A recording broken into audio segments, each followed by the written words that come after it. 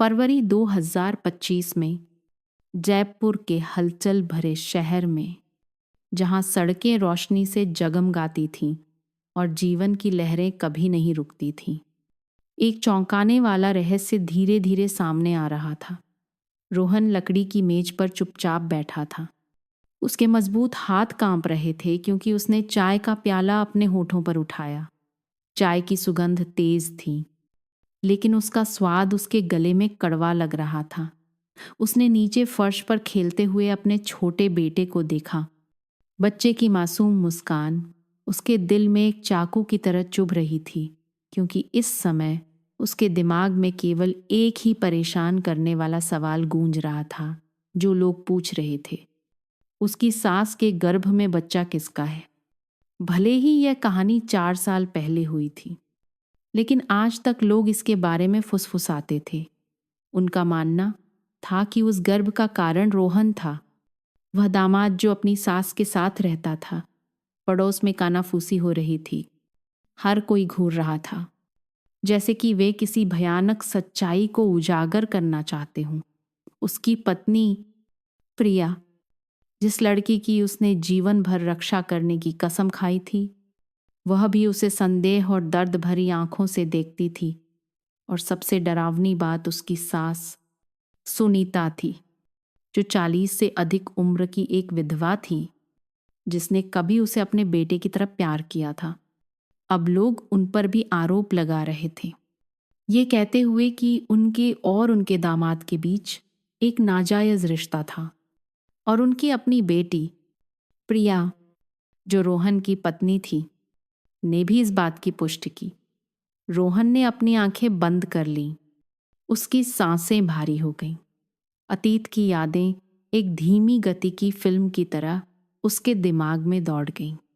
वे क्षण जो कभी हानिरहित लगते थे, अब भयानक रूप से डरावने लग रहे थे।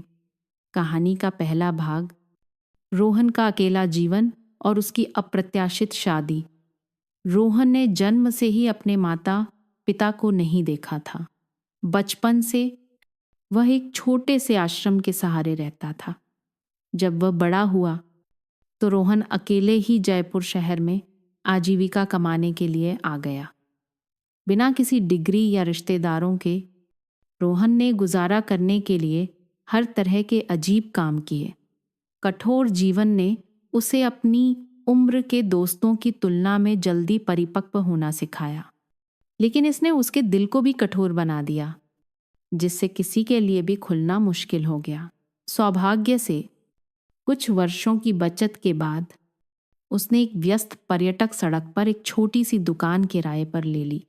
रोहन ने काठी रोल बेचने का फैसला किया, जो एक प्रसिद्ध स्थानीय व्यंजन था जिसे विदेशी पर्यटक बहुत पसंद करते थे। हर दिन वह रोल बनाने, फिलिंग तैयार करने और सॉस बनाने में व्यस्त रहता था। उसके हाथ तेजी से काम करते थे, लेकिन उसकी आंखों में हमेशा एक गहरी उदासी छिपी रहती थी। जनवरी 2020 की एक दोपहर अचानक जयपुर में बारिश होने लगी। मूसलाधार बारिश व्यस्त पर्यटक सड़कों पर बरस रही थी। रोहन जैसे ही अपनी दुकान का शामियाना नीचे खींच रहा था, उसने 2 छोटी आकृतियों को अपनी दुकान में भागते हुए देखा। यह लगभग 40 साल की एक महिला थी, जिसके बाल नीचे बंधे हुए थे। उसका चेहरा थका हुआ लग रहा था, लेकिन उसमें अभी भी एक कोमल सुंदरता की झलक थी। उसके बगल में लगभग 20 साल की एक युवा लड़की थी, जिसकी त्वचा गोरी और सुंदर चेहरा था, भले ही उसके गीले बाल चिपके हुए थे। दोनों ने ठंड से कांपते हुए अपने हाथों में फूलों के गुच्छे कसकर पकड़ रखे थे। बेटा, क्या हम और मेरी बेटी थोड़ी देर बारिश से बच सकते हैं? महिला ने ठंड और थकावट से कांपती आवाज में कहा। रोहन ने सिर हिलाया। उसने जल्दी से एक कुर्सी खींची और लड़की को पहुंचने के लिए एक साफ तौलिया दिया। यह ले लो, वरना तुम्हें ठंड लग जाएगी। लड़की धीरे से मुस्कुराई। उसकी आंखों में कृतज्ञता चमक उठी। धन्यवाद। रोहन ने लड़की को फिर से ध्यान से देखा। भले ही उसके कपड़े पुराने और घिसे हुए थे, फिर भी उसमें एक शुद्ध, स्पष्ट सुंदरता थी। उसने चुपचाप माँ और बेटी को देखा। उसके दिल में एक अजीब सा एहसास उठा, थोड़ी सी दया, थोड़ी सी निकटता, और कुछ ऐसा जिसे वह नाम नहीं दे सकता था। उस मुलाकात के बाद प्रिया, फूल बेचने वाली युवा लड़की, कभी कभी रोहन की दुकान पर आती थी। कभी कभी वह खाने के लिए एक रोल खरीदती, तो कभी कभी बस उसे दिलचस्पी भरी आंखों से काम करते हुए देखती थी। वह अक्सर रोहन से बात करती, उसे अपनी माँ के साथ सड़कों पर भटकने के दिनों के बारे में बताती, उन कठिन दिनों के बारे में जब माँ और बेटी को जीवित रहने के लिए एक दूसरे पर निर्भर रहना पड़ता था।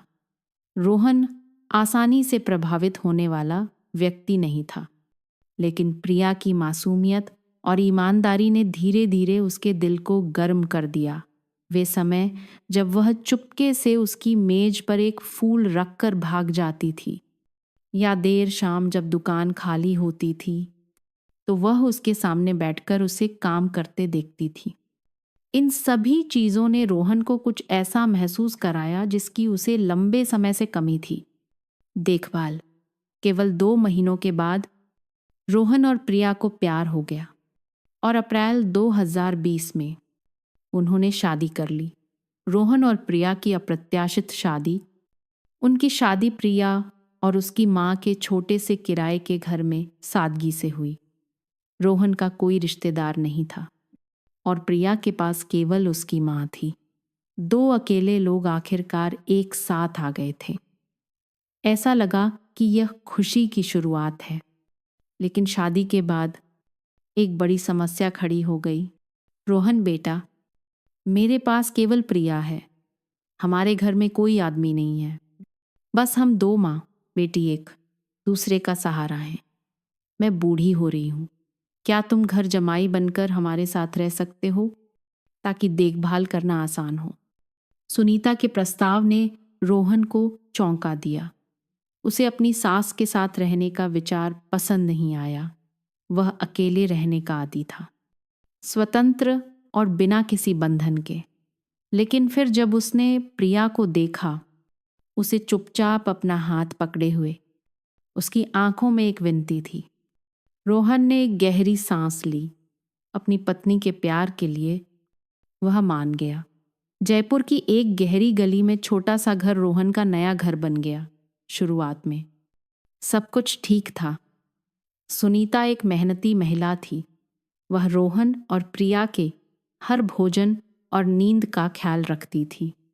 लेकिन धीरे धीरे रोहन को घुटन महसूस होने लगी। गरीबी के कारण नहीं, बल्कि अपनी सास की अत्यधिक उपस्थिति के कारण। सुनीता 40 की होने के बावजूद अभी भी एक सुंदर आकर्षण रखती थी।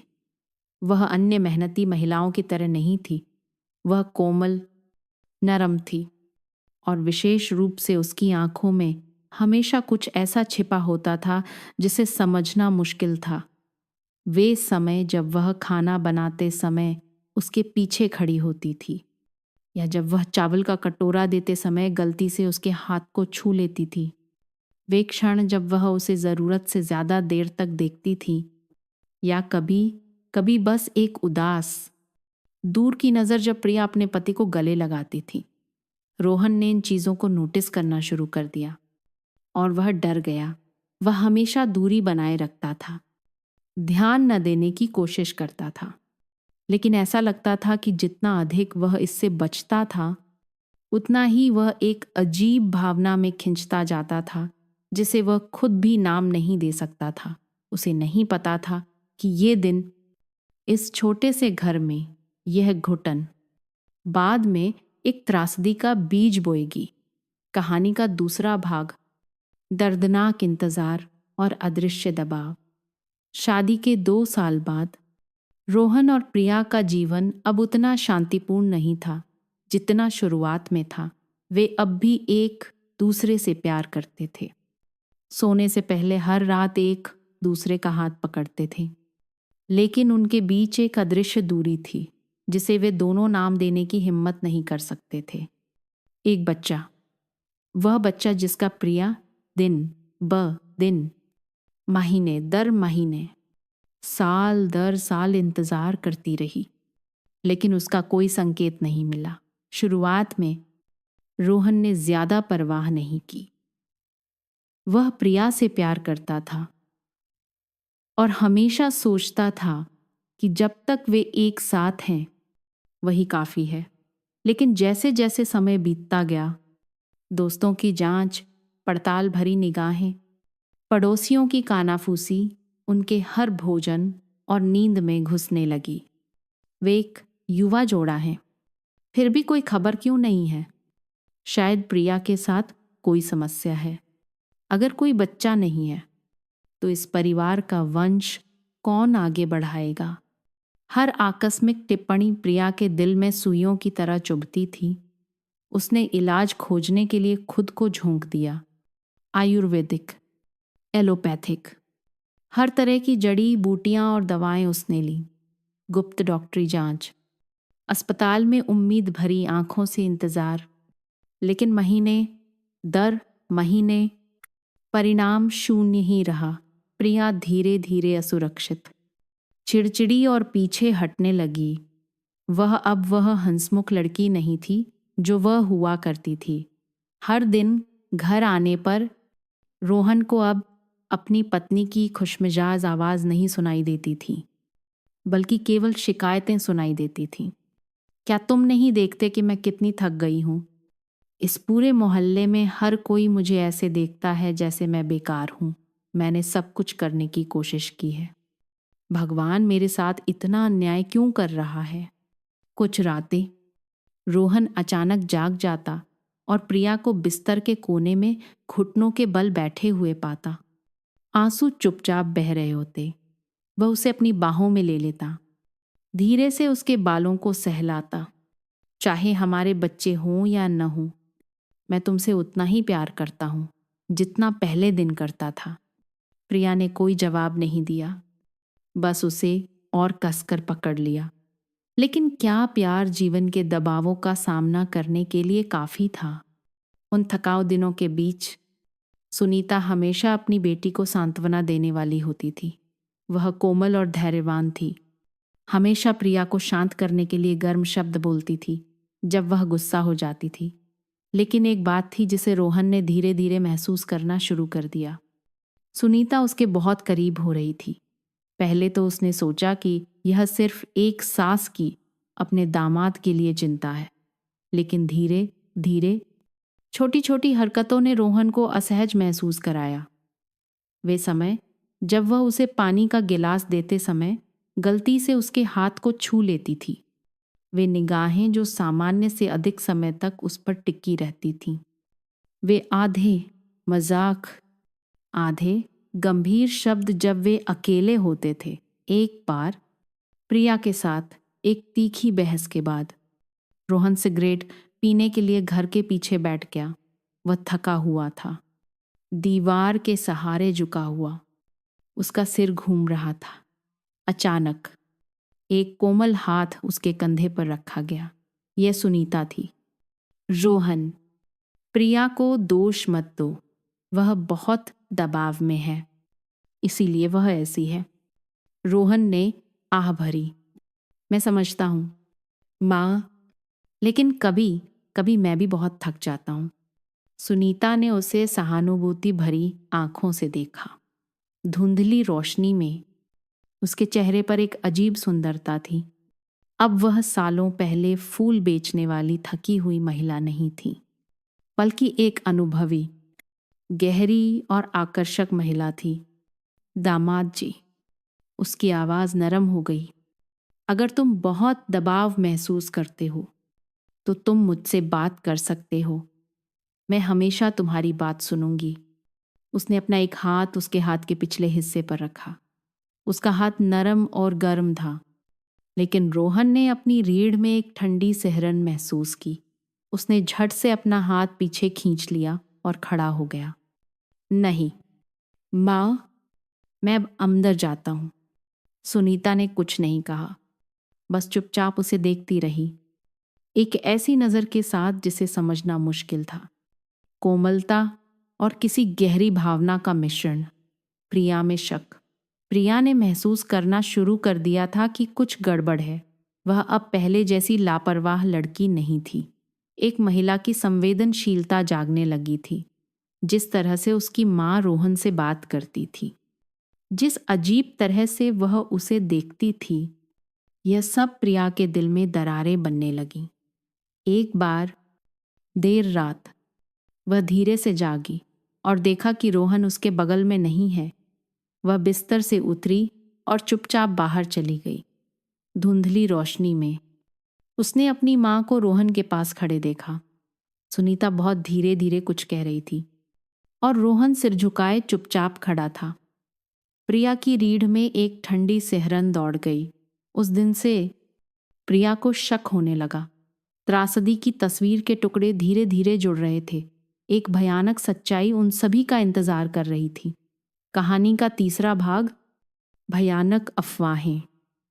अफवाहें आग की तरह तेजी से फैल गईं। छोटा शांतिपूर्ण मोहल्ला अब कानाफूसी और गपशप से गूंज रहा था। यह सब बाजार में एक सब्जी बेचने वाली से शुरू हुआ। एक सुबह वह कुछ पड़ोसियों के साथ गपशप कर रही थी। अरे, क्या तुम लोगों ने कुछ अजीब देखा है? उस घर में 2 औरतें हैं, लेकिन केवल एक को ही उसके पति का ध्यान मिलता है। साफ साफ बताओ। ऐसा लगता है कि रोहन अपनी सास के साथ अपनी पत्नी से भी बेहतर व्यवहार करता है। मैंने उसे कई बार सुनीता के लिए खाना और दवाइयाँ खरीदते देखा है। प्रिया के लिए नहीं।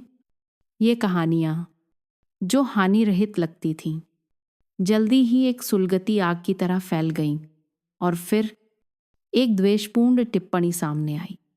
उस घर में 2 औरतें हैं, लेकिन केवल एक को प्यार किया जाता है। किसी ने सीधे तौर पर कुछ नहीं कहा, लेकिन उनकी आंखों ने उस सबसे घृणित बात की ओर इशारा किया जिसके बारे में प्रिया कभी सोच भी नहीं सकती थी। प्रिया ने ये शब्द एक दोपहर सुने जब वह एक छोटी सी गली से गुजर रही थी। महिलाएं एक झुंड में खड़ी थीं, फुसफुसा रही थीं, लेकिन इतना जोर से कि वह हर शब्द सुन सके। वह वहीं जम गई।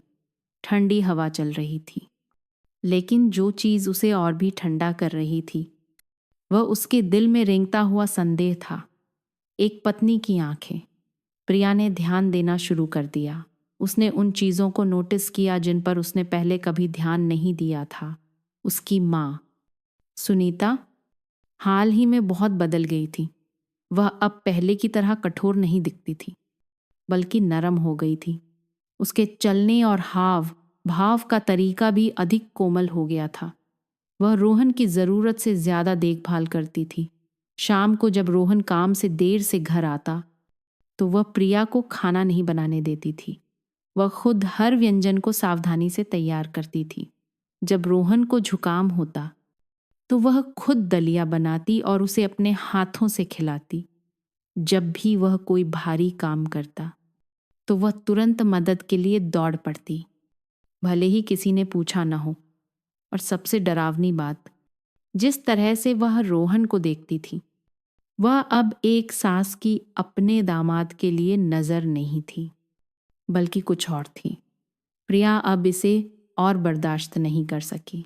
एक शाम जब रसोई में केवल माँ और बेटी थी, प्रिया ने सूप का कटोरा जोर से मेज पर रखा और सीधे अपनी माँ को देखा। माँ, तुम यह क्या कर रही हो? सुनीता चौंक गई। क्या मतलब? प्रिया ने गहरी सांस ली। तुम रोहन के साथ ऐसा व्यवहार क्यों कर रही हो? क्या तुम्हें लगता है कि मुझे पता नहीं चलता? पूरा मोहल्ला इसके बारे में बातें कर रहा है। सुनीता का चेहरा एक पल के लिए पीला पड़ गया, लेकिन फिर उसने जल्दी से खुद को संभाला और फीकी हंसी हंसी। तुमने यह किससे सुना? बाजार की उन आलसी औरतों से। लेकिन माँ, खुद को देखो। तुम रोहन की मुझसे ज्यादा परवाह करती हो। पूरा मोहल्ला यह देख सकता है। केवल तुम ही अनजान होने का नाटक कर रही हो।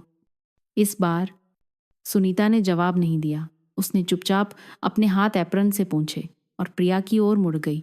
एक पल बाद उसने धीरे से आह भरी। क्या तुम मुझसे जल रही हो?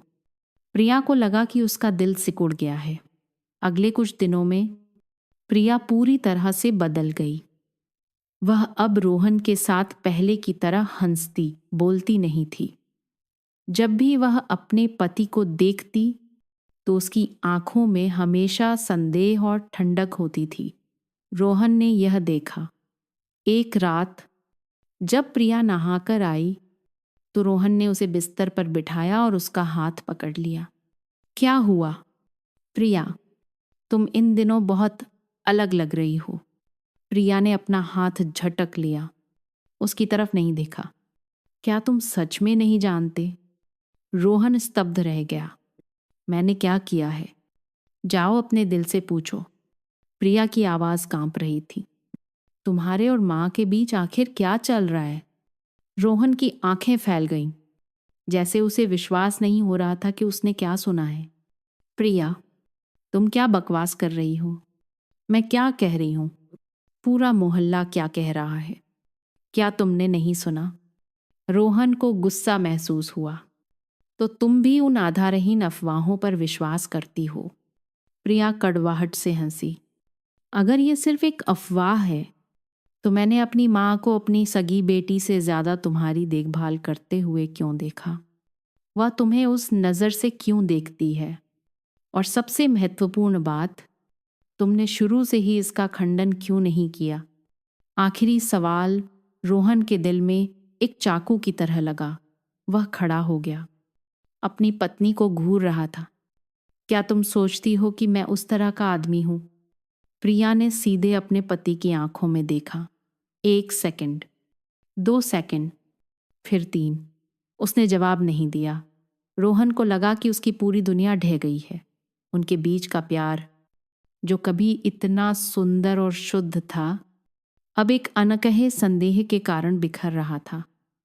लेकिन उन्हें नहीं पता था कि अंधेरा अभी भी एक भयानक रहस्य छिपाए हुए था। कहानी का चौथा भाग, सुनीता का रहस्यमयी गर्भ और दुःस्वप्न की शुरुआत। यह सब जून की एक सुबह शुरू हुआ। सुनीता अत्यधिक थकावट की भावना के साथ उठी। उसका सिर घूम रहा था और उसका पेट फूला हुआ और असहज महसूस हो रहा था। पिछले कुछ हफ्तों से उसके कपड़े तंग होते जा रहे थे और उसका पेट असामान्य रूप से बढ़ रहा था। पहले तो उसने सोचा कि यह सिर्फ सूजन या बुढ़ापे की बीमारी है, लेकिन यह बड़ा होता गया जब तक कि वह इसे और नहीं छिपा सकी। वह चिंतित होने लगी। भयानक संदेह। प्रिया पहली थी जिसने यह नोटिस किया। उस शाम जब सुनीता रसोई में खाना बना रही थी, प्रिया अंदर आई और अपनी माँ को झुके हुए देखा। उसकी पुरानी साड़ी उसके पेट के हिस्से पर थोड़ी तनी हुई थी। उसके मन में एक शक कौंधा। माँ, क्या हुआ? सुनीता चौंक कर मुड़ी। क्या मतलब? प्रिया पास आई और करीब से देखा। माँ, क्या तुम्हारा वजन बढ़ गया है? सुनीता ने एक मजबूर मुस्कान दी। कुछ कहने वाली थी, लेकिन तभी मतली की एक लहर उठी। वह जल्दी से बाथरूम में भाग गई। प्रिया स्तब्ध खड़ी रह गई। यह परिचित भावना, क्या यह गर्भवती होने का लक्षण नहीं था? एक भयानक विचार उसके दिमाग में कौंध गया। प्रिया ने अपने पूरे शरीर में एक ठंडक महसूस की। उसका दिल जैसे खाई में गिर गया हो। 3 दिन बाद पूरे मोहल्ले को पता चल गया। अफवाह जंगल की आग से भी तेज फैली। हे भगवान, सुनीता गर्भवती है। कहीं यह रोहन तो नहीं? निश्चित रूप से। उस घर में उसके अलावा और कौन है? जहरीले शब्द त्वचा में सुइयों की तरह चुभते थे। बाजार में लोग फुसफुसाते थे। छोटी गली में जो कोई भी सुनीता के घर से गुजरता, वह एक सार्थक नजर डालता। जब रोहन बाहर जाता तो वह घूरती हुई आंखों को स्पष्ट रूप से महसूस कर सकता था। मोहल्ले के आदमी व्यंग्यात्मक रूप से मुस्कुराते, जबकि औरतें घृणा से होंठ सिकोड़तीं। दामाद और सास, कितना घिनौना है। वे शब्द रोहन के दिल में सीधे खंजर की तरह लगे। प्रिया ने विश्वास न करने की कोशिश की। उसने खुद से कहा कि यह सब एक संयोग है, लेकिन हर बार जब वह अपनी माँ को, उसके बढ़ते पेट को देखती तो उसे लगता जैसे वह टूट रही है। फिर वह फेटफुल दिन आया।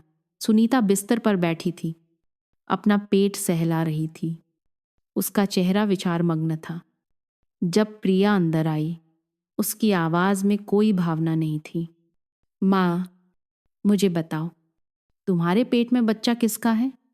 सुनीता स्तब्ध रह गई। प्रिया, तुम क्या कह रही हो? यह किसका है? प्रिया लगभग चिल्लाई। सुनीता का चेहरा पीला पड़ गया। प्रिया, तुम क्या सोच रही हो? तुम मेरे और रोहन के बारे में ऐसा कैसे सोच सकती हो? प्रिया एक कड़वी, निराशाजनक हंसी हंसी। अगर वह नहीं तो कौन?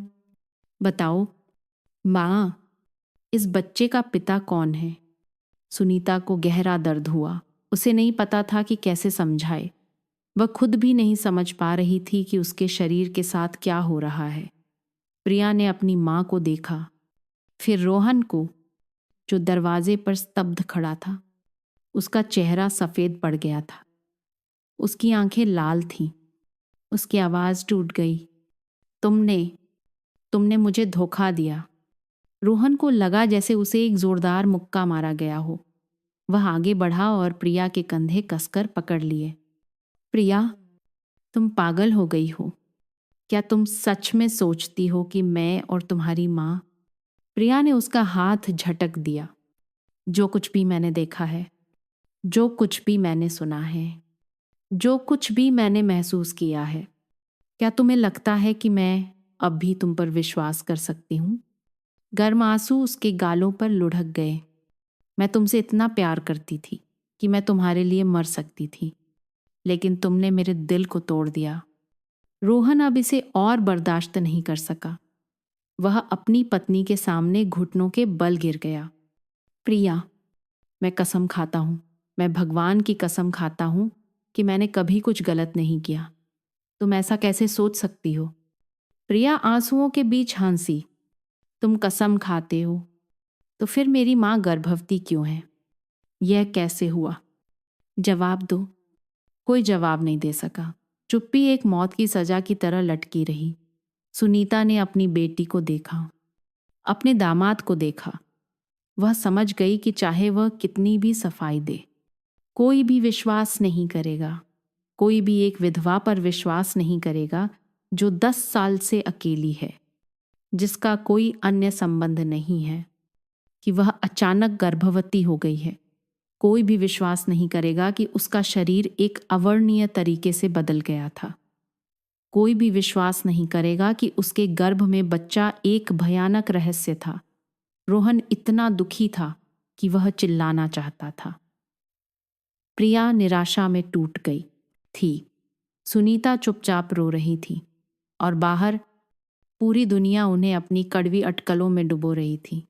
कहानी का 5वां भाग, सुनीता के गर्भ का भयानक रहस्य।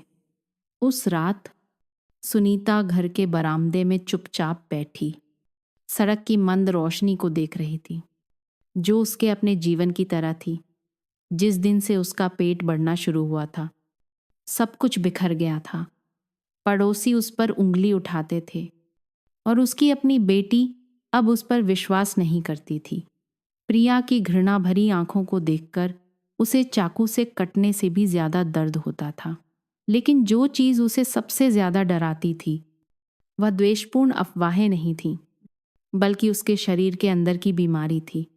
सुनीता जानती थी कि वह गर्भवती नहीं है।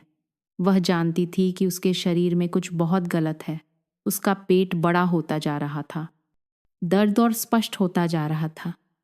हर बार जब वह झुकती तो उसे लगता जैसे कोई भारी पत्थर उसके पेट पर दबाव डाल रहा हो। वह जानती थी कि वह बीमार है, लेकिन वह यह कह नहीं सकती थी। परिवार गरीब था। बैंक से कर्ज लेने के लिए उनके पास कोई संपत्ति नहीं थी। जब उसने पड़ोसियों से उधार लेने की कोशिश की तो उन्होंने बस हाथ हिला दिया। तुम्हारे जैसी गरीब औरत इसे कैसे चुकाएगी? कोई और रास्ता न होने पर उसने चुपचाप बीमारी को सहन किया। सुनीता ने अपने पूरे जीवन में कभी अपने बारे में नहीं सोचा था। जब से उसके पति की मृत्यु हुई थी, उसने प्रिया को पालने और शिक्षित करने के लिए, एक एक पैसा कमाने के लिए कड़ी मेहनत की थी। अब यह जानते हुए भी कि वह गंभीर रूप से बीमार है, उसने इलाज कराने के बारे में सोचने की हिम्मत नहीं की। वह डरती थी कि उसकी बेटी और दामाद पर उसके कारण कर्ज का बोझ पड़ जाएगा। डरती थी कि उसके कारण पूरा परिवार गरीबी में डूब जाएगा। लेकिन दर्द और तीव्र होता गया। हर रात उसे दर्द सहने के लिए अपने दांत भींचने पड़ते थे। वह अब और इंतजार नहीं कर सकती थी। अगली सुबह उसने फूल बेचकर बचाए हुए थोड़े से पैसे निकाले। उसने जांच के लिए एक निजी क्लिनिक जाने का फैसला किया। अगर बीमारी बहुत गंभीर थी तो शायद इलाज की कोई ज़रूरत नहीं थी। प्रिया अपनी माँ पर नज़र रख रही थी। वह अभी भी उस अपमान को स्वीकार नहीं कर पा रही थी जो उसकी माँ और पति ने उस पर डाला था। वह अपने ही परिवार से घृणा करती थी, लेकिन गुस्से के बावजूद उसे लगा कि कुछ सही नहीं है। हाल के दिनों में उसकी माँ पतली हो गई थी। उसका चेहरा पीला पड़ गया था और उसकी आंखों के नीचे हमेशा काले घेरे रहते थे। प्रिया को लगा कि उसकी माँ कोई रहस्य छिपा रही है। और फिर उस फेटफुल दोपहर उसने अपनी माँ को चुपके से घर से निकलते और एक निजी क्लिनिक की ओर जाते देखा। प्रिया का दिल जोर से धड़कने लगा। सुनीता अंदर चली गई। प्रिया एक खंभे के पीछे छिपकर इंतजार करने लगी। आधा घंटा बीत गया, फिर 45 मिनट। अचानक क्लिनिक का दरवाज़ा खुला। एक अधेड़ उम्र का डॉक्टर बाहर आया, सहानुभूति में अपना सिर हिला रहा था। प्रिया की आंखों के सामने अंधेरा छा गया। कुछ बहुत बुरा हुआ था, भयानक सच। और इंतजार न कर पाने पर प्रिया क्लिनिक में घुस गई। मेरी माँ कहाँ है? वह लगभग चिल्लाई। सुनीता अपनी बेटी को देखकर चौंक गई। प्रिया, तुम मेरा पीछा क्यों कर रही हो? प्रिया ने जवाब नहीं दिया। वह डॉक्टर की ओर मुड़ी। डॉक्टर, मुझे बताइए, मेरी माँ को क्या हुआ है? डॉक्टर ने सुनीता को देखा, फिर प्रिया को, और आह भरी। तुम्हारी माँ गर्भवती नहीं है। प्रिया स्तब्ध रह गई। तो बढ़ा हुआ पेट, ये एक विशाल ओवेरियन सिस्ट है। डॉक्टर ने धीरे धीरे जवाब दिया। हर शब्द बिजली की तरह गिर रहा था। क्या? एक सिस्ट? डॉक्टर ने आगे कहा, ट्यूमर बहुत बड़ा हो गया है, आंतरिक अंगों पर दबाव डाल रहा है। अगर तुरंत सर्जरी नहीं की गई तो वह नहीं बच पाएगी। प्रिया को लगा जैसे पूरी दुनिया ढह गई हो। वह अपनी माँ की ओर मुड़ी, जिसने अपना सिर झुका रखा था। उसके पतले हाथ उसकी साड़ी के किनारे को कसकर पकड़े हुए थे। वह कांपते हुए बोली, माँ, तुम्हें यह कब से पता था? लगभग 1 साल से। तुमने मुझसे क्यों छिपाया? तुमने मुझे क्यों नहीं बताया? प्रिया के चेहरे पर आंसू बह निकले। सुनीता ने अपने होंठ कसकर भींच लिए। थोड़ी देर बाद उसने घुटती हुई आवाज में कहा, मैं नहीं चाहती थी कि तुम पीड़ित हो। मैं नहीं चाहती थी कि तुम मेरे कारण कर्ज में डूबो। वे शब्द प्रिया के दिल में सीधे चाकू की तरह चुभ गए। सारी गलतफहमियां, सारे कड़वे संदेह। उसने अपनी माँ को गलत समझा था। उसने सोचा था कि उसकी माँ और पति। प्रिया घुटनों के बल गिर पड़ी। सुनीता के पैर पकड़कर फूट फूट कर रोने लगी। माँ, मुझे माफ कर दो। मैं गलत थी। मैं इस दुनिया की सबसे बुरी बेटी हूँ। सुनीता ने अपनी बेटी के बालों को सहलाया। आंसू चुपचाप बह रहे थे। प्रिया का देर से आया पछतावा। घर के रास्ते में प्रिया अपनी माँ के साथ टैक्सी में बैठी। उसने सुनीता को कसकर पकड़ रखा था। उसका सिर उसकी माँ की पतली, थकी हुई पीठ पर टिका हुआ था। उसकी माँ से निकलने वाली गर्मी कमजोर और नाजुक थी, जैसे कि वह किसी भी क्षण गायब हो सकती है। इतने सालों में पहली बार उसने उस गर्मी को इतनी स्पष्ट रूप से महसूस किया, लेकिन उसी क्षण उसका दिल किसी के द्वारा निचोड़ा जा रहा था। अलगाव और ठंडक के वे साल अब केवल उसके अंदर एक सुन्न कर देने वाले पछतावे को छोड़ गए थे। क्या उसे बहुत देर से पता चला? वह गलत थी, इतनी गलत कि उसे माफ नहीं किया जा सकता था। इतनी गलत कि अगर वह समय में वापस जा सकती तो वह अपनी माँ पर संदेह न करने के लिए सब कुछ कुर्बान कर देती। प्रिया ने फुसफुसाया, माँ, मैं तुम्हें बचाने का एक तरीका जरूर ढूंढूंगी। सुनीता मुस्कुराई, लेकिन दिल ही दिल में वह जानती थी कि यह लगभग असंभव है। वे बहुत गरीब थे। सर्जरी के लिए पैसे कहाँ से आएंगे? उसके पास कितना समय बचा था? कोई नहीं जानता था। लेकिन एक बात वह निश्चित रूप से जानती थी, वह अपनी बेटी को सबसे ज्यादा प्यार करती थी। कहानी का छठा भाग, प्रिया का त्याग। देर से मांगी गई माफी। प्रिया घर लौटी। उसका दिल भारी था, जैसे हजारों पत्थर उसकी छाती पर रखे हों। पुराने गेट से गुजरते हुए उसने रोहन को बरामदे में बैठे देखा। उसकी आंखें दूर अंतरिक्ष में देख रही थीं। प्रिया पास आई। आंसू बिना रुके बह रहे थे। वह सिसक पड़ी, मुझे माफ कर दो। रोहन अपनी पत्नी को देखने के लिए मुड़ा। उसकी आंखों में दर्द था, लेकिन कोई दोष नहीं था।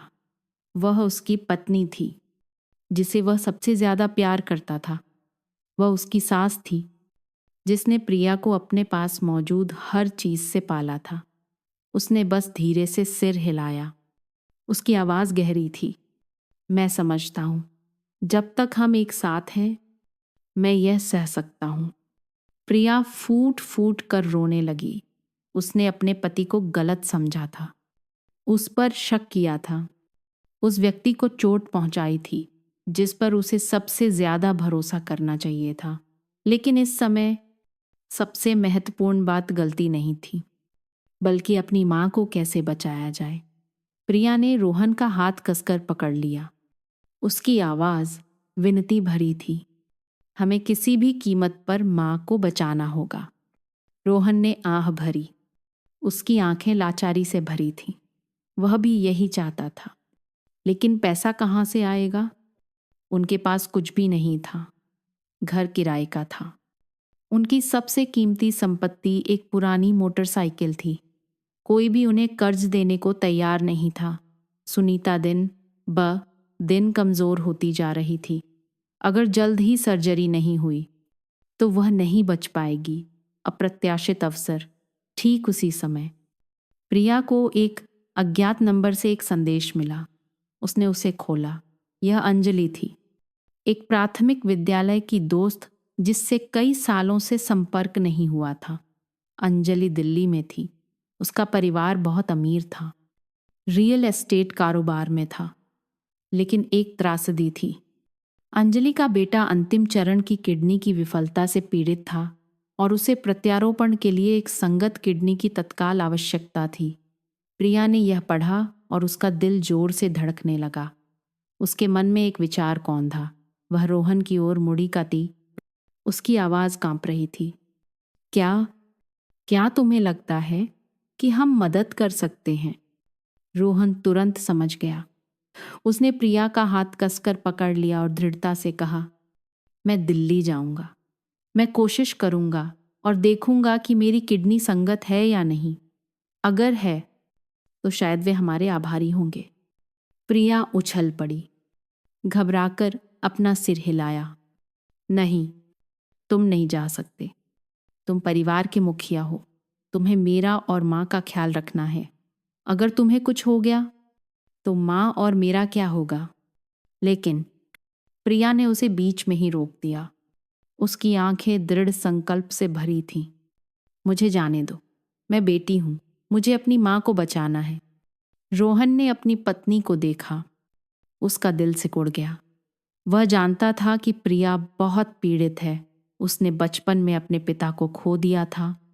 अब वह अपनी माँ को नहीं खो सकती थी, लेकिन किडनी दान करना कोई छोटी बात नहीं थी। उसने प्रिया को कसकर गले लगा लिया और धीरे से कहा, मैं नहीं चाहता कि तुम दर्द सहो। प्रिया ने अपना चेहरा अपने पति की छाती में छिपा लिया।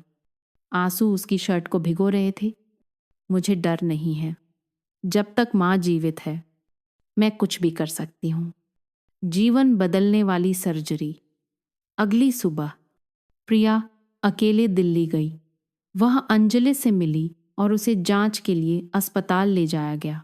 परिणाम आश्चर्यजनक था। प्रिया अंजलि के बेटे को किडनी दान करने के लिए संगत थी। अंजलि बहुत खुश हुई और प्रिया को गले लगा लिया। आंसू बह रहे थे। प्रिया, अगर मेरा बेटा बच गया तो मैं जीवन भर तुम्हारी नी रहूंगी। प्रिया बस फीकी हंसी हंसी। उसे धन्यवाद की जरूरत नहीं थी। उसे बस अपनी माँ को बचाने के लिए पैसे चाहिए थे। सर्जरी अत्यधिक तनाव के बीच हुई। प्रिया ऑपरेशन टेबल पर लेटी थी। छत पर तेज सफ़ेद रोशनी चमक रही थी। इससे पहले कि एनेस्थीसिया उसे बेहोश कर देता, उसने फुसफुसाया, माँ, मैं तुम्हें बचाने आ रही हूँ। फिर सब कुछ अंधेरे में डूब गया। सर्जरी सफल रही। अंजलि का बेटा बच गया। प्रिया ने एक किडनी खो दी, लेकिन उसे कोई पछतावा नहीं था। अंजलि का परिवार प्रिया का बहुत आभारी था। उन्होंने न केवल उसे भावनात्मक रूप से समर्थन दिया, बल्कि उसे एक बड़ी राशि भी दी। प्रिया जल्दी से जयपुर लौट आई, अपनी माँ को बचाने के लिए पर्याप्त पैसे लेकर। लेकिन जैसे ही वह घर में दाखिल हुई, उसके सामने के दृश्य ने उसका दिल रोक दिया। सुनीता बिस्तर पर सिकुड़ी हुई लेटी थी। उसकी सांसें कमजोर थीं। माँ, माँ, हिम्मत रखो, मेरे पास पैसे हैं, तुम बच जाओगी। लेकिन सुनीता ने केवल कमजोर रूप से प्रिया का हाथ पकड़ा और प्यार से मुस्कुराई। प्रिया, मैं जानती हूं कि तुम मुझसे प्यार करती हो, लेकिन तुमने बहुत सहा है। प्रिया के आंसू उसकी माँ के पतले हाथ पर गिरे। नहीं माँ, तुम्हें जीना होगा। मैंने तुम्हें बचाने के लिए सब कुछ कुर्बान कर दिया है। रोहन पास आया और अपनी पत्नी को कसकर पकड़ लिया। उसकी आंखें भी लाल थीं। डॉक्टर ने सर्जरी की व्यवस्था कर दी है। हम माँ को कुछ नहीं होने देंगे। प्रिया ने सिर हिलाया। अपनी माँ को कसकर पकड़कर बिना रुके रोती रही, चाहे उसे कोई भी कीमत चुकानी पड़े। वह अपनी माँ को नहीं खोएगी। कहानी का 7वां भाग, सुनीता की जीवन मृत्यु की सर्जरी। अस्पताल के ठंडे गलियारे में सफ़ेद रोशनी फीके टाइल वाले फर्श पर पड़ रही थी। रोहन और प्रिया एक दूसरे के करीब खड़े थे। उनकी आंखें ऑपरेशन थिएटर के धुंधले कांच के दरवाजे पर टिकी हुई थीं। अंदर डॉक्टरों की एक टीम समय के खिलाफ दौड़ रही थी। घंटे अंतहीन लग रहे थे। 1 घंटा, 2 घंटे, 3 घंटे। प्रिया ने रोहन का हाथ कसकर पकड़ लिया। उसका दिल जल रहा था। माँ ठीक हो जाएगी, है ना? उसकी आवाज कांप रही थी, जैसे वे किसी चमत्कार की भीख मांग रही हो। रोहन ने अपनी पत्नी को गले लगा लिया। उसकी आवाज घुट गई। माँ हमें निश्चित रूप से नहीं छोड़ेगी। ऐसा कहने के बावजूद रोहन के दिल में भी डर उसे सता रहा था।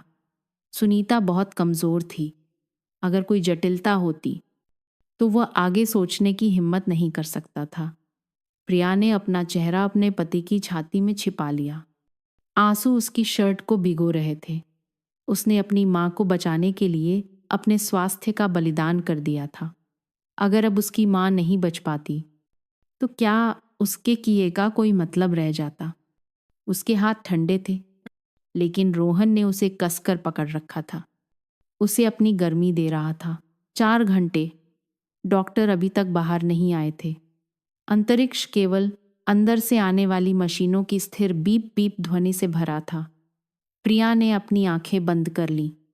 उसके होंठ लगातार कांप रहे थे। फुसफुसाते हुए प्रार्थना कर रही थी, माँ, कृपया मुझे मत छोड़ो। निर्णायक क्षण। 5 घंटे बीत गए। ऑपरेशन थिएटर का दरवाज़ा खुला। डॉक्टर बाहर आए, अपना मास्क उतारा और धीरे से मुस्कुराए। ऑपरेशन सफल रहा। प्रिया लगभग गिर पड़ी। आंसू एक टूटे हुए बांध की तरह बह निकले। वह फूट फूट कर रोने लगी, रोहन का हाथ पकड़कर।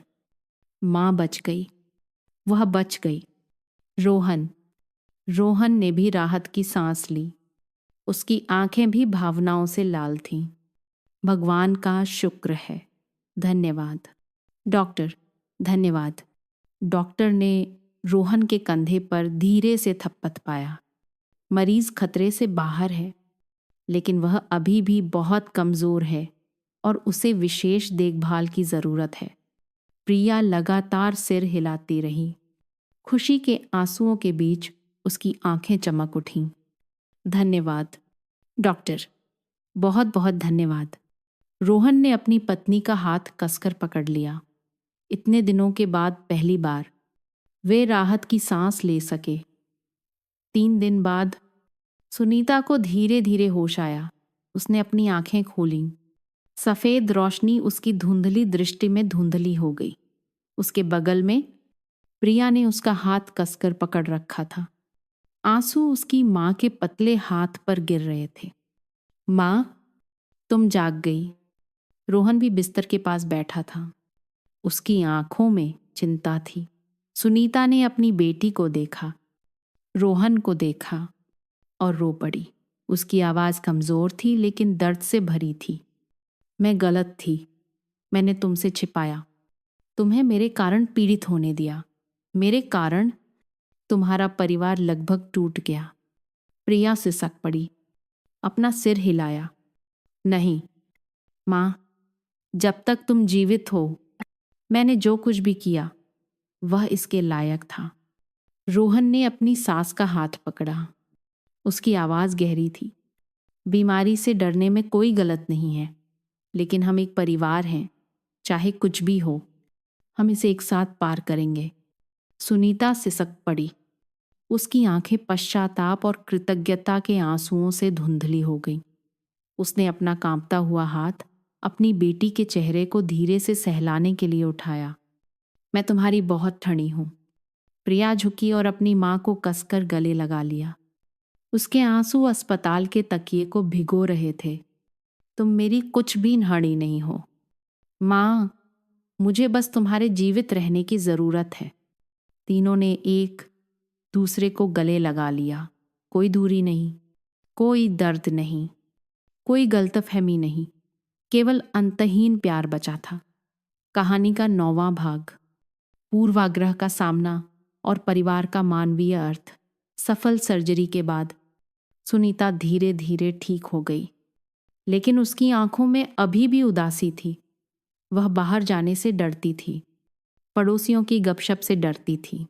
कानाफूसी अभी भी वहां थी। दामाद और सास, कौन विश्वास कर सकता है? इतनी चौंकाने वाली बात के लिए उन्हें कोई शर्म नहीं है। बिना आग के धुआं कहाँ होता है। प्रिया ने सब कुछ सुना, लेकिन इस बार वह पहले की तरह रोई या भागी नहीं। उसने अपनी माँ का हाथ पकड़ा, सीधे उसे देखा और दृढ़ता से कहा, माँ, तुम्हें डरने की कोई बात नहीं है। हमने कुछ भी गलत नहीं किया है। रोहन पास आया और धीरे से सुनीता का हाथ सहारा दिया। हमारे परिवार ने काफ़ी सहा है, अब खुश रहने का समय है, चाहे कोई कुछ भी कहे। तीनों एक साथ बाजार गए। पहली बार उन्होंने घूरती हुई नज़रों से परहेज नहीं किया। सुनीता अभी भी झिझक रही थी, लेकिन प्रिया ने उसका हाथ कसकर पकड़ लिया और धीरे से मुस्कुराई।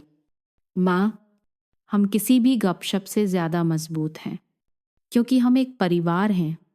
रोहन अपनी पत्नी के बगल में खड़ा था, आत्मविश्वास से। हम हमेशा एक साथ रहेंगे, चाहे कोई कुछ भी कहे। कानाफूसी धीरे धीरे शांत हो गई। किसी ने भी अब उंगली उठाने की हिम्मत नहीं की, क्योंकि उन्होंने एक असली परिवार देखा। एक ऐसा परिवार जो इतने तूफानों से गुजरने के बाद भी एक साथ मजबूती से खड़ा था। और फिर आखिरी चमत्कार हुआ। 1 साल बाद एक चमत्कार हुआ। प्रिया गर्भवती हो गई। जब उसने प्रेगनेंसी टेस्ट पर 2 लाइनें देखी तो उसे अपनी आंखों पर विश्वास नहीं हुआ। उसने रोहन को कसकर गले लगा लिया और रो पड़ी। रोहन, मैं गर्भवती हूं। रोहन स्तब्ध रह गया, फिर अपनी पत्नी को कसकर गले लगा लिया। धन्यवाद प्रिया, भगवान का शुक्र है। जब बच्चा पैदा हुआ तो प्रिया ने उसका नाम अमन रखा, एक साधारण नाम जिसमें उस तूफानी यात्रा का सार था जिसे उनके परिवार ने पार किया था। जिस दिन बच्चे को घर लाया गया, सुनीता ने अपने पोते को अपनी बाहों में लिया। उसकी आंखों में आंसू थे। उसने धीरे से फुसफुसाया, इस परिवार में आने के लिए धन्यवाद। प्रिया ने अपना सिर अपनी माँ के कंधे पर टिकाया और फुसफुसाया, अगर तुम नहीं होती तो हम आज यहाँ नहीं होते। रोहन ने अपनी पत्नी और बच्चे को अपनी बाहों में ले लिया। एक परिवार को आखिरकार शांति मिल गई थी। यह कहानी सिर्फ गलतफहमी या पूर्वाग्रह के बारे में नहीं है, बल्कि इससे कहीं बढ़कर यह प्यार, विश्वास और क्षमा की कहानी है। चाहे जीवन कितनी भी परीक्षा ले, पारिवारिक स्नेह सबसे पवित्र चीज है। माता पिता, चाहे वे कैसे भी हों, वे ही हैं जिन्होंने हमें जन्म दिया है। वे लोग जो हमसे सबसे ज्यादा प्यार करते हैं। अगर सुनीता नहीं होती तो प्रिया नहीं होती। अगर प्रिया का बलिदान नहीं होता तो आज का दिन नहीं होता। अगर रोहन के धैर्य और प्यार के बिना यह परिवार टूट गया होता। परिवार हमेशा सही नहीं होता, लेकिन यह प्यार ही है जो इसे सही बनाता है। हमेशा अपने प्रियजनों को संजोएं, क्योंकि जब हम उन्हें खो देते हैं तभी हमें एहसास होता है कि वे कितने महत्वपूर्ण हैं।